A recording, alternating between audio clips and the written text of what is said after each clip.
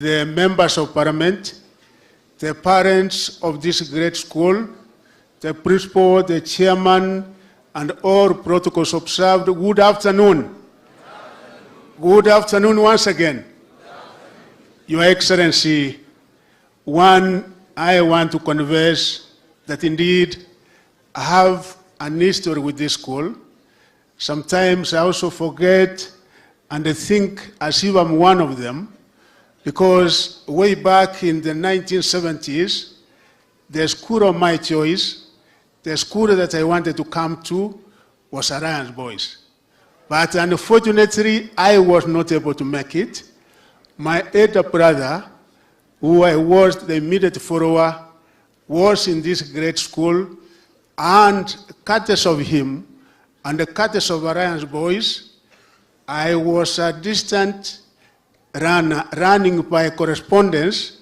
Whatever used to happen in Alliance Boys, I used to get the notes, I used to get the questions, and that's how, from the small school where I was, we were able to emerge better and good grades at Division 1, which at that time, comparatively, also ended in becoming even better than what some of us who were in this great school were able to get. Years later again, I served in this great area as a district officer, as a government officer in Kikuyu during my time, and Your Excellency, for some reason, Moi used to like this school and also Alliance Girls.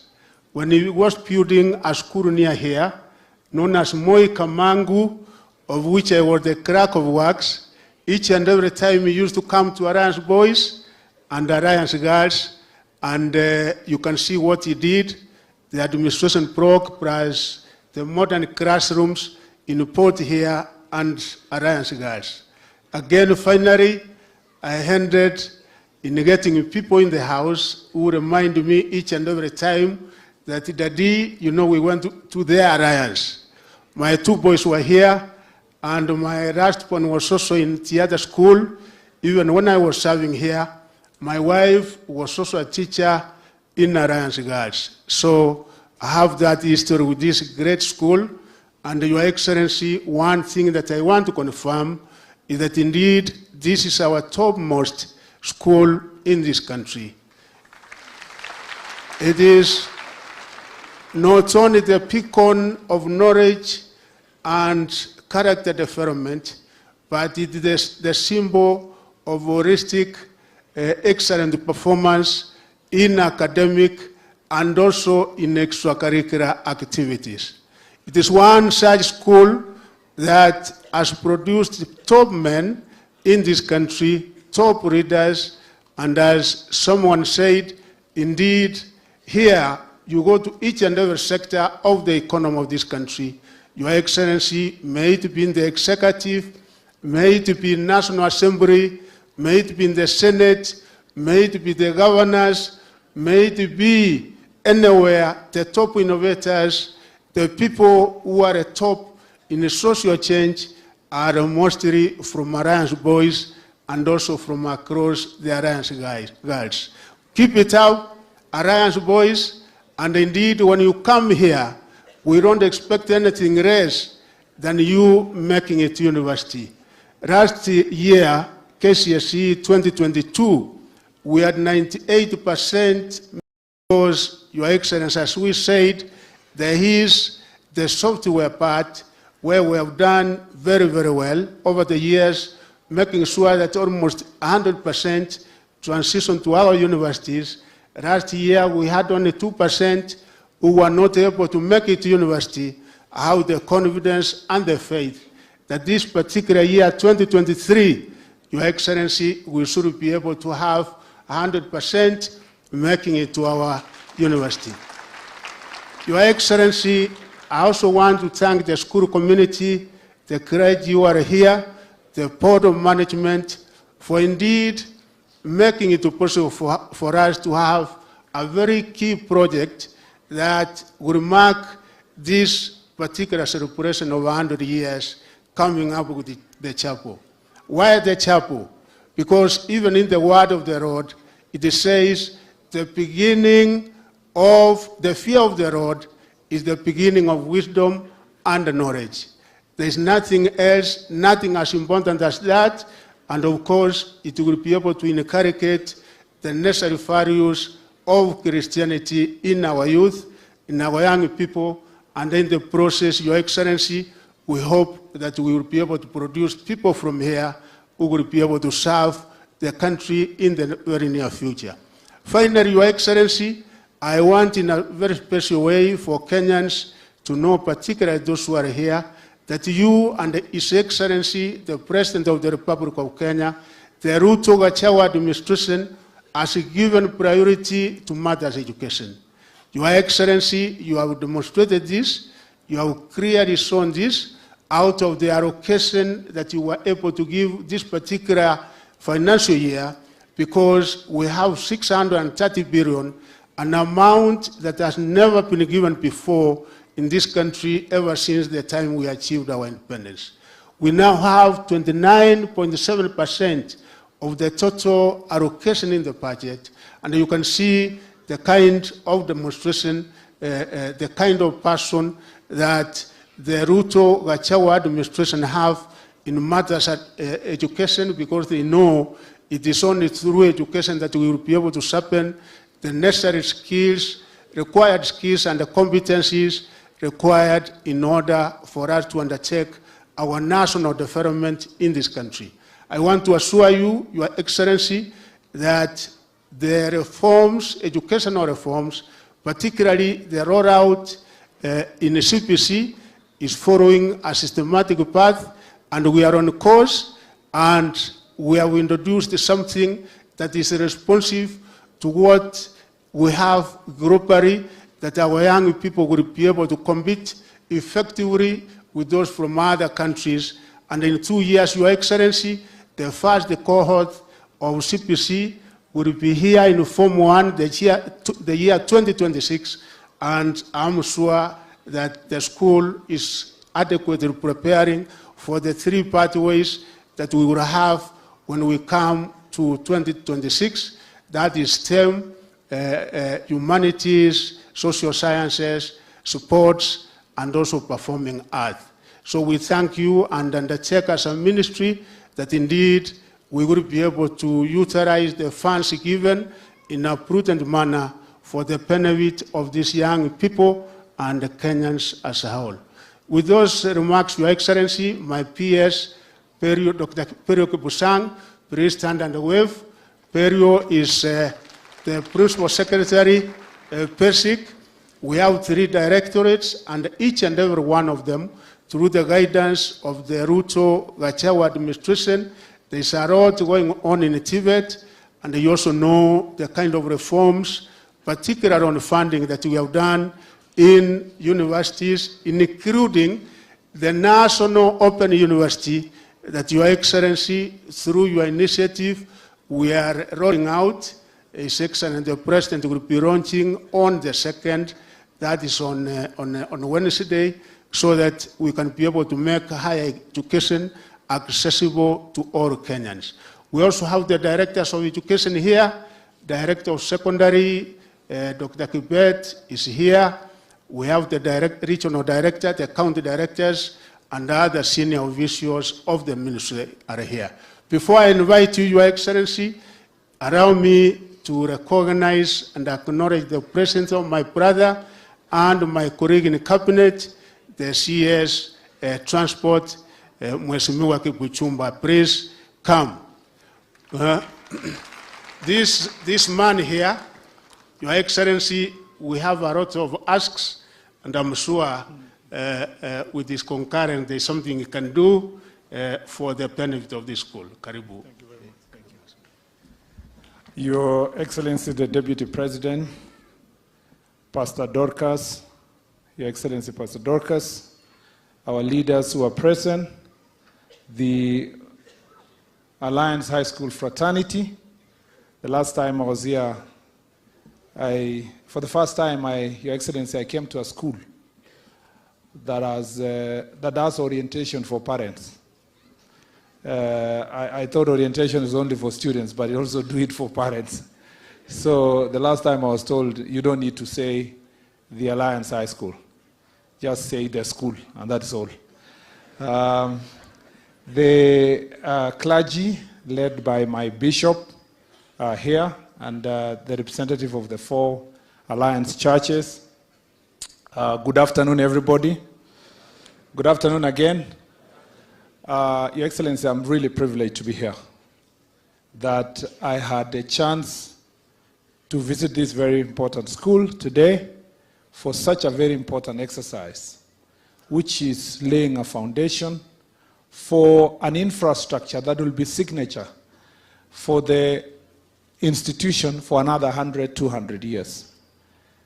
I know that the work you've done this morning, it will be remembered for many years. And the work we are about to do will be remembered for many, many years. Your Excellency, I didn't come to this school not because I didn't qualify to come here, but because I was called to an even better school. That's what I always tell my son, that you only came here because you did not go to St. Patrick's High School. The good story is that everybody you go to your school, everywhere, you're always told you are privileged to have come to this school. And there is no better school like this in the world. But I must be very honest. This school has something unique. Whereas all other schools can give children to get A's, and the other schools can make children to become leaders like us who do not manage to be in this school like Kimani Ichung'wah. The very unique thing of the Alliance High School is the ability to build traditions.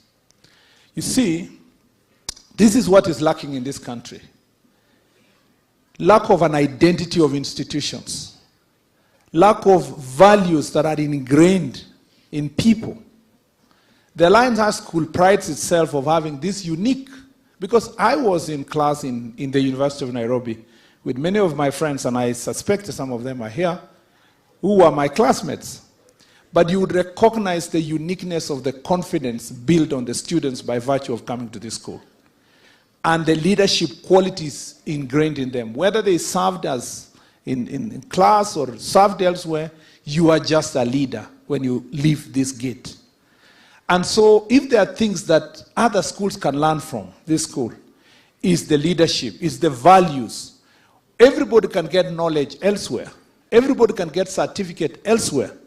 But here, what they have succeeded to do is to build an institution that has values.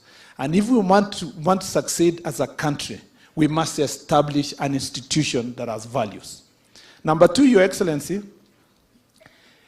what I find very unique about the old schools, one of which is the Alliance High School, is the fact that when people are even in the Senate, where I was, Ochilo Ayako here, James Orengo, my friend, Professor Anyang' Nyong'o, and all of us who were there, including Amos Wako, all of them, and I don't know why they choose the opposition side, but that's a story for another day.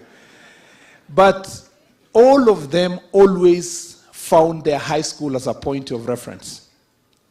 Meaning, Your Excellency, if we want to create an intervention in terms of leadership, values for this country, what Pastor Dorcas, Her Excellency, is doing by investing in young men is what we should do as a government. And it must be that we must use our schools to become the center of building men and women who can have values to lead this country for the next 200 years.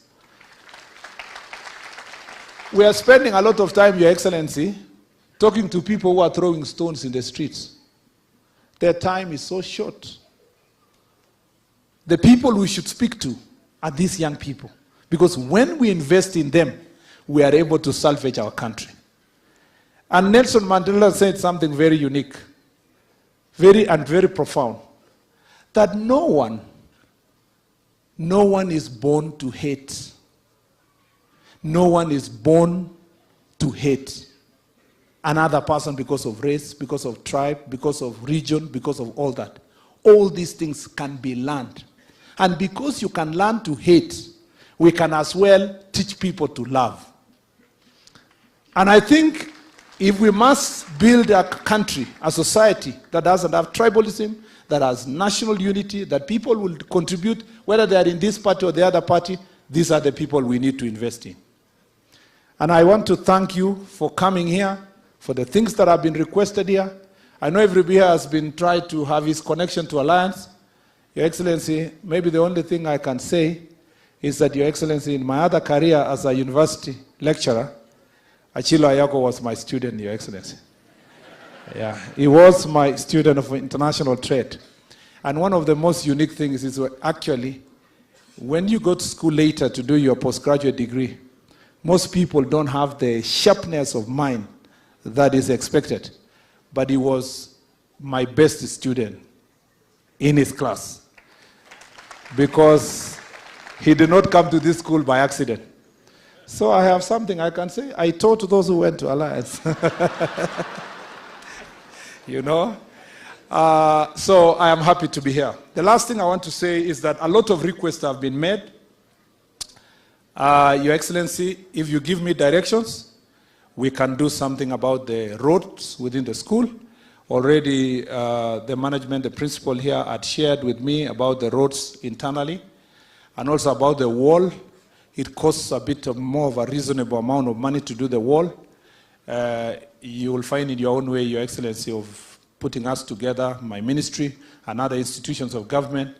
If we can be able to do so under your directions and the President, we can deliver it at a more cheaper price, or cost, in terms of constructing the wall. So I am ready. Give me the marching orders, and I will do the rest, Your Excellency. Unlike Wamatangi, Governor, my friend, I also came here with my wife, who came here in our own capacity as one of the leaders in Class 1Q. She's vice chair of the caucus of Class 1Q. Here, every parent has to participate. And so my wife Gladys is here. Please, Gladys is here. And I'm sure my son somewhere is hoping I don't even mention his name. Thank you very much, Your Excellency, because he doesn't like spotlight as such. So I want to say, Your Excellency, Ichungwa, you know, I saw, did I see Wamuyu here? Ichungwa's daughter. Yeah? Can you, ebu chukua hiyo kamera weka hapo. Na Mumbi is here, ebu simameni wote. The only reason their father brought them here, Your Excellency, is that hopefully they can get themselves a husband, a future husband here. And because he's the father, he could not say it. And I'm now left with the responsibility of saying it. And therefore, very happy to be here. Thank you very much, and may God bless you. Asante sana. Your Excellency, this great Kenyan, I was asking the POM, Port of Management, during the time when I was here, they also made me a member of the Development Committee, and we were able to construct a dome. So I want to nominate him to your committee. Let him be in the Development Committee, such that anything we require, before it comes even to me or His Excellency the Deputy President or the President, this man will be representing us in the Development Committee. Mmekubali hiyo? Sasa we nominated as a member. Thank you. Unajua, Your Excellency, huyo alikuwa mtu ya provincial administration. Amezoea orders. Lakini because Mheshimiwa Machoku, who really graciously accepted when I was sent by the school to book an appointment to see him, said so, then who am I? As a parent, I have no choice, Your Excellency. And I hope, when I was introducing Ichungwa's daughters, I hope my son was watching. Asante sana. Thank you. Ichungwa. Your Excellency, before I invite you, on one statement from the Bible, Your Excellency, my friend and my brother, we come from the same region, Governor Migori, and where I come from, Your Excellency, I'm a Seventh-day Adventist, and almost 60% of us in that particular county and the neighboring county, Kisii, where I come from, we say we are Christians. Actually, 90%. One thing I continue wondering and agonizing over and over again is what Bishop said here, Your Excellency, because those of us who read the Bible, Galatians 5:22-23 clearly says the fruits of the Holy Spirit, and that each and every Christian, if you are one, you must have the fruits of the Holy Spirit. And what are they? Peace, love, joy, gentleness, goodness, patience, self-sacrifice, self-control, and all that. And they say against that, anybody who goes against that goes against the law. It amounts to anarchy. So Ajiro Ayako, my brother, where you and me come from as elders of the church, because I'm also an elder of SDA Church, we continue asking ourselves, what is it that is happening, or what is it that is not happening? Because indeed, are we practicing true Christianity as it is? Because we are kind of going against the word of the Bible, the word of God as enshrined in the Bible. So let us think about it, and I'm sure in due course, we should be able to come with the proper answers, those of us who say, yes, we are Christians from the areas where we come from. With those many remarks, let us be upstanding to invite His Excellency, the Deputy President of the Republic of Kenya. Thank you. Welcome, Your Excellency. Makofi.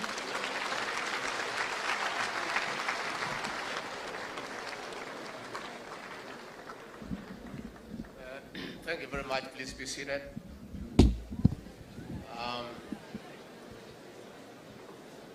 Our spiritual fathers, the chief principal and the teaching staff, our cabinet secretary for education, our cabinet secretary for roads and transport,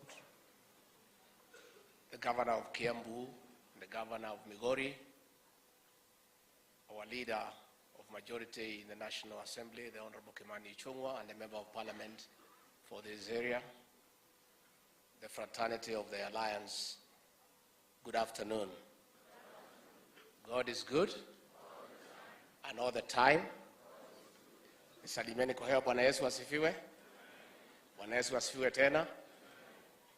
You know, it's very difficult to speak when everybody has spoken, because naturally we talk about the same things. So when you have 5-10 speakers before you, you find you'll be repeating what they have said. You know, President William RUTO asked me, he was supposed to come here today, but because of exigencies of duty down at the coast, he was not able to come. And he summoned me from the Republic of Italy, where I was attending the Food Systems Summit, and asked me to represent him here. And the people who work for me had a great difficulty last night, because they thought that it's inappropriate for me to talk at the Alliance without a written speech, because I could mix myself up. Si mnajua mimi bahali nimetoka. So bahali mimi nimetoka, tuko challenges mingi ya accent ya Nyeri, tuko na shida ya L and R, ya CH and SH and all that. But because there was no time for them to write a speech, because I arrived late at night, nikasema basi wacha niende ningangane, ile tatokea tutangangana naye. You know, my younger brother and friend and my in-law, the Honorable Kimani Ichung'wah, intimidates me and the president all the time. about the alliance. He can't even let us have a cup of tea. Every discussion we have, in the middle of the discussion, he reminds us that he was at the alliance. So I was asking him today, when we went to the old school, and I found beds that are very aged, cracked walls. Sasa nikamuuliza, hii alliance unatuambianga ndio hii?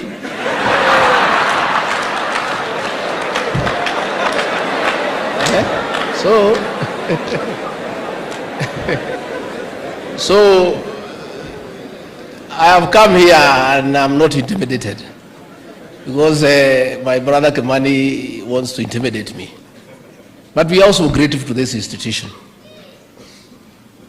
for being a good role model and mentoring our leader Kimani Ichung'wah.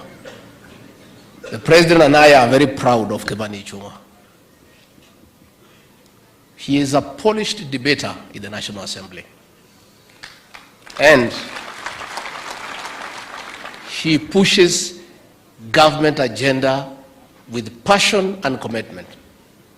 And since he took that job, we have not lost a single debate, including the finance bill. So kama hiyo ndio matunda ya alliance, namtolea kofia. Kwa hivyo tumekuja hapa kusema kwa niaba ya rais wetu William Ruto, we came to this great school, a great institution that has mentored many people. Many people who came through this school are serious people who have made significant contribution to our country's development. And I want to say, because I know many people who have come through this school, there is something good about this institution. The way our CS Murkomen has said, the values, the traditions, the ethics. And we have come here on behalf of the President to support this school in what you want to do, to continue building on the greatness of this institution, to be a conveyor belt of finesse and great people and great minds. And from what I have listened here, when I just assess the air, the environment around here, there is greatness in this institution. And the President and I and the rest of us will do whatever we need to do to support this institution.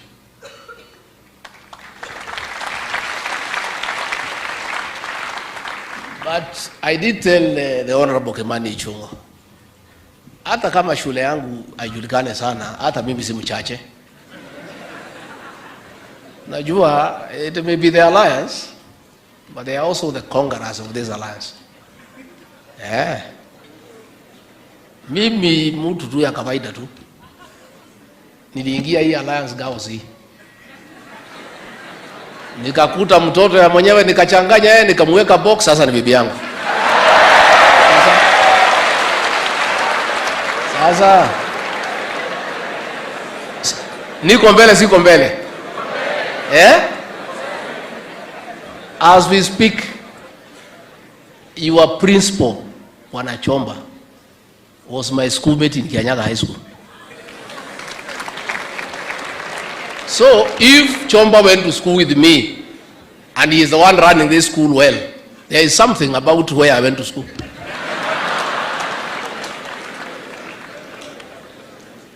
Pia mimi mwenyewe kwa sababu nilitaka kuja hapa lakini marks yangu ikakuwa chini. Najua mimi ni mtu ya kusema ukweli. Si mzuri kusema ukweli. Yangu ilikuwa chini. Lakini nimengangana baadaye, sasa mimi amechoma boss. Mimi ni boss ya Ichung'wah. Hata na hiyo marks yangu kidogo, mimi ndio boss yake. Mimi mwenyewe, my own son, I educated him, nikaongelesha yeye, nikamwambia hiyo alliance hiyo wanaringa juu yake uende huko. And my son came here in 2006 up to 2010. I've been here to a parents' meeting. He passed with flying colors. He went to the University of Nairobi. He's a medical doctor. He is with me here. Doctor, simama wewe, kaguone. Sasa hii lazima unasema hii, mimi niko sawa. I'm okay, please sit down. So we want to say, let us build strong institutions for posterity. And the foundation of this school and its tradition is good. Again, this school is a reflection of the diversity of the Kenyan nation. This is one school where every county is represented. Every community in Kenya is represented. And I'm so glad that there is no ethnicity in this school. One time, I was asking my son, me, I'm old school. I look at things the old way. I was asking him, Anyambia, this is my friend, we went to school. I said, Anyambia, what is that all about? The students who have been through this school do not want to categorize people by their ethnic origins. And that is a good thing. And that is a Kenyan nation that we want to build, where irrespective of where you come from, you are Kenyan. And I was in Italy, I was in Dubai, I met Kenyans, and they are all proud to be Kenyans. Nobody cares which part of this country you come from. And therefore, the national institutions that we have, I know when I was a member of parliament, even Mheshimiwa Kimani Ichung'wah here and Wamachukuru and the rest, members of parliament sometimes are a bit reluctant to put CDF money in national institutions because they do not benefit their constituents. But there is a bigger goal, the national goal, that school brings cohesion. It brings wealth of diversity, where Kenyans from every corner meet and exchange ideas, exchange traditions and customs and languages. So in the Alliance, we are doing well. Alliance girls, I'll come there. I'm under pressure from Pastor Dorcas, aka the spouse with the deputy principal.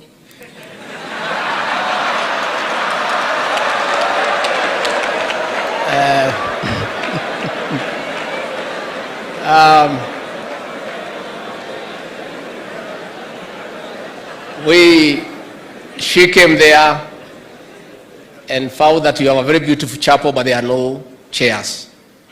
And she has persuaded me very strongly to buy chairs for that chapel.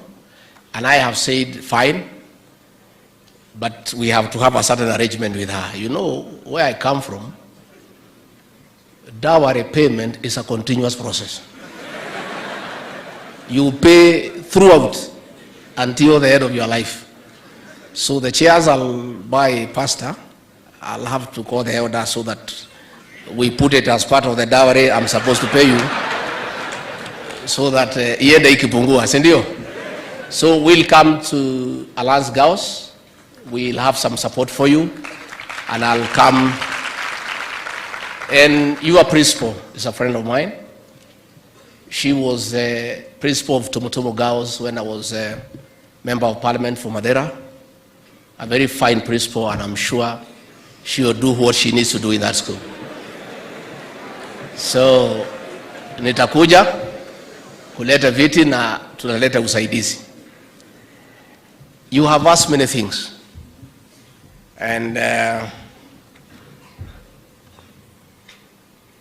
you have asked for additional computers, about 300, so that you can be tech compliant. We have consulted with the CS Education and the CS ICT. For the time being, we'll give you 100 computers.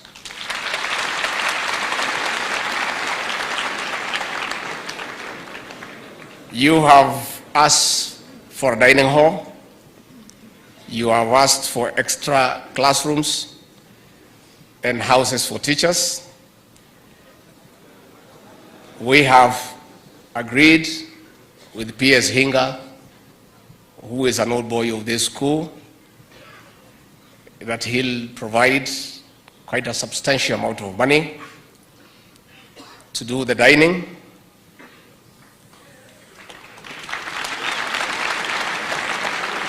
To do a brand new hostel of 600 boys.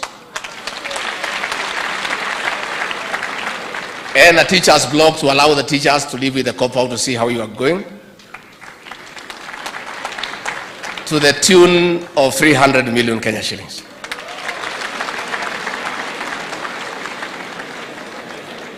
You have asked, you have said you have a water problem, and it's true. As we walked here with the spouse to the deputy principal,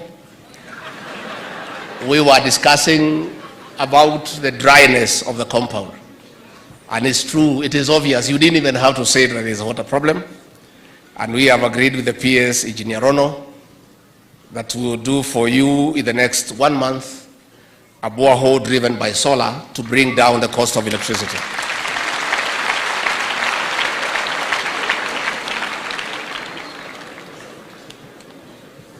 Your parent here, the Honorable Kipchumba Murkomen,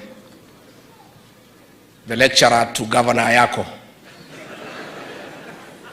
we have agreed that he will look for funds to complete the perimeter wall and do all the inner roads to Cabro standard. And we have agreed that since it's expensive and you know we are struggling, we'll do an arrangement with the National Youth Service. We'll provide the materials, they'll provide the labor so that it's cheaper, and it's done very quickly. So, Kipchumba, asante sana. I have not heard how much Mheshimiwa Kimani Ichung'wah wants to put from CDF. You must put some money, my brother. Gabi utapeana? Yeah, Gabi? Abana? Abana. No. Adi anasema 5, mnaweza kubali?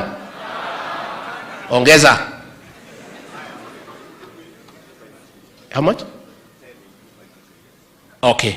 He'll give 10 million to support this school from the CDF. And mupigie makofi, that's a lot of money. Because ako na mashule mingi sana ya kusaidia.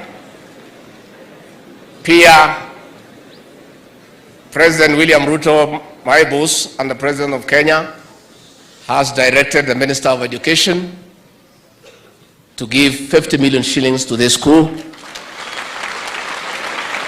so that you see the board will sit down and decide the priority areas. But I think we are doing well. Water we have, perimeter wall we have, the roads we have a hostel, we have teachers block. Mheshimiwa Kimani will give 10 million. I think we are not doing badly. So we'll give you 50 million shillings this financial year, and next year we'll put another 50 million from the national government. So I think our coming here was not in vain. Na pia vijana, I talked to the captain here, and Kipchumba Murkomen, I think you need to know our traditions. Where wasichana ya Ichung'wah, you know I'm in law to Ichung'wah. How do you market them without permission from us? Listen and listen good. Those girls are not available to anybody for the next 10 years. We want them to be women of substance, to be leaders in this country. So wewe unasema waolewe hii watoto na tunawabagia maneno kubwa sana. Wewe utalipa fine Kipchumba. Wewe Mumbi na Wamoyo tumebagia nyinyi mambo yenu. Don't listen to Kipchumba. He is misleading you. Wewe Kipchumba, kama uko na msichana, you come here utangaze. Hapana tangaza wetu. I think I talked to the captain, and because I'm here, boys, si mnajua mimi ni mtu ya juu chini tu naelewa mambo mingi. Si mnajua mimi naelewa maneno. Nipange maneno kidogo ya bash kidogo.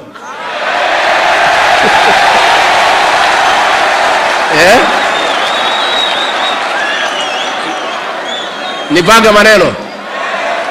Hii watu ya Alliance hawezi elewa. Mimi nimepima hapa tu nikikaa hapa kwa sababu mimi ni mtu ya huko chini. Nimesikia mnataka a special meal ya kuku and chapati. So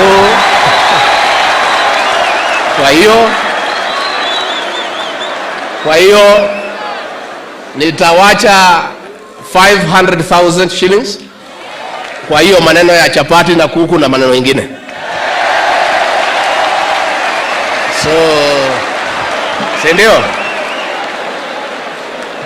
Alliance Girls, msijali, si mimi nakuja. Nitakuja huko, hakuna shida. Once I come, I'll come loaded. So finally, nataka tuokote pesa harambee ya kujenga chapel. Before we do that, my brother Governor Ayako, I've heard you. The preacher for the day, Bishop Mulwa, explained to us the truth as a man of God. That during this maandamano, stones were being demanded that for you to pass, you must have a stone. I don't think those stones were for eating, ama ya kupeleka sadaka kanisani. Hiyo mawe ilikuwa ya kupiga Wakenya wengine, na ile kubwa ya kupiga polisi wetu. And I want to say from the Alliance here, I want to commend our police officers and IG Kome and the very able leadership and strategic guidance of Professor Kithure Kindiki for the professional manner in which they handled that ugly situation. The policemen never went to anybody's home. You came with the stones and rocks to stone them. What did you expect them to do? You stone policemen?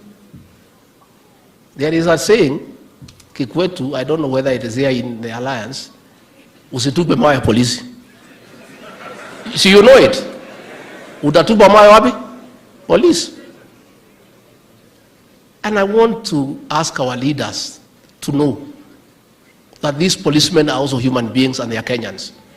That police officer is somebody's husband. That police officer is a son or a daughter to somebody. That police officer is a sister or a brother to somebody. I have heard human rights bodies condemning police. Our policemen were injured, others are in hospital. Not a single leader, not a single organization has stood to say that it is wrong to injure and hurt police officers. Kwani polisi ni watoto ya nani? Hata hao ni watoto ya mama. I want to say, if you come to the streets with the stones to destroy property, to steal, to loot, to stone policemen, they'll deal with you accordingly. And I want to assure the National Police Service, as Deputy President and Principal Assistant to the President, carry on with the good job you are doing. You are protected and no harm will come to you. That situation we saw the other Wednesday, are you telling me we were to allow that to go on? When hooligans, arsonists came to Mombasa Road to uproot a road that has been built with the taxpayers' money, when they were stoning vehicles and demanding for you to pass, you must pay an extortion fee, when they were snatching earrings from our women,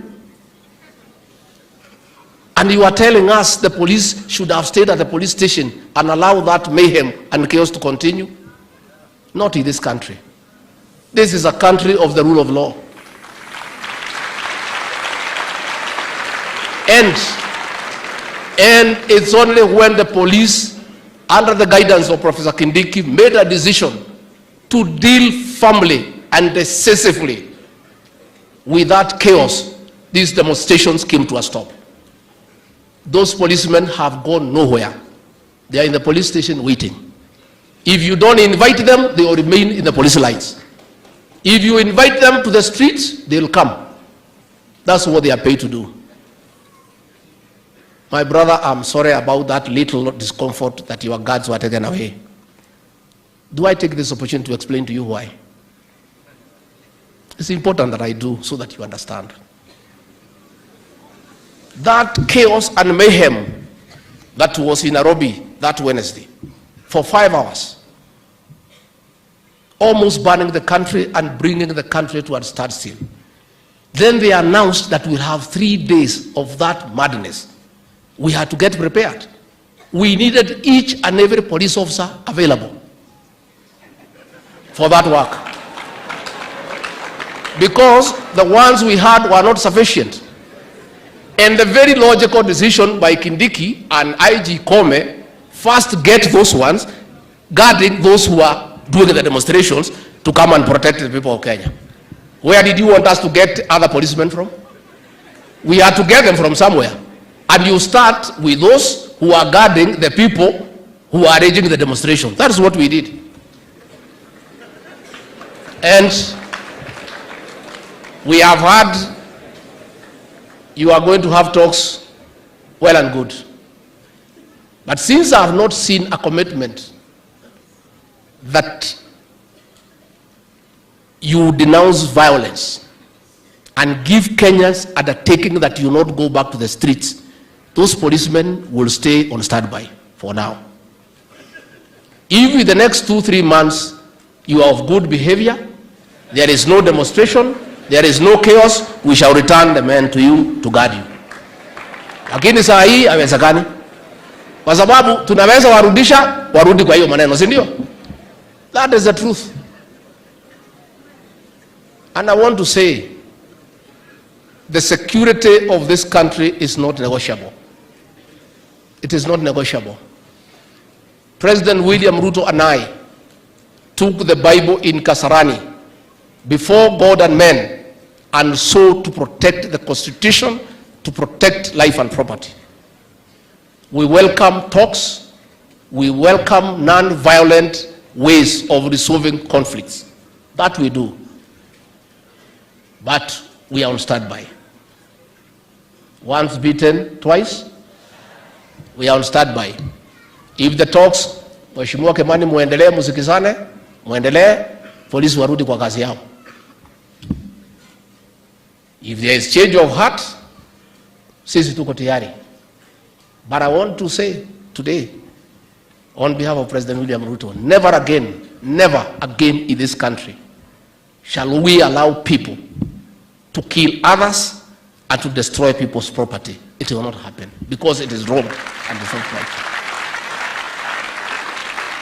Nikimalizia nikiwa hapa Kiambu, I want to take this opportunity to thank the county commissioner, the police commander and your team for the good job you are doing on fighting illicit brews and bangi.